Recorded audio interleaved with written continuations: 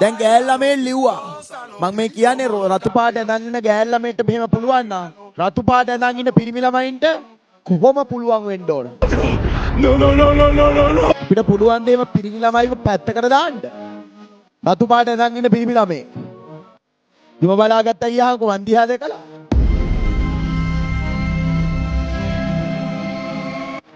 ඔව් ඔයා තමයි.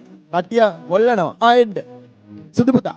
ඔයාටත් වඩා පරණ එකක් දෙනවා මේ ළමයට.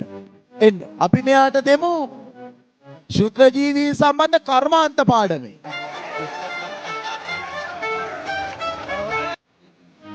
ඔන්න බලන්න කොල්ල රිවිෂන් උත් ළඟයිනේ මහත්තයෝනේ. ඔව්. සුදු පුතා කිසි ප්‍රශ්නයක් නැහැ. එන්න උඩට. මෙයාලට මෙහෙමනම් අපිට කොහොම පුළුවන්?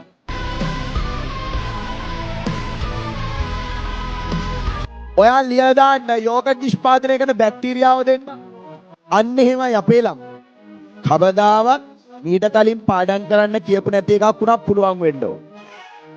හරි? හරි.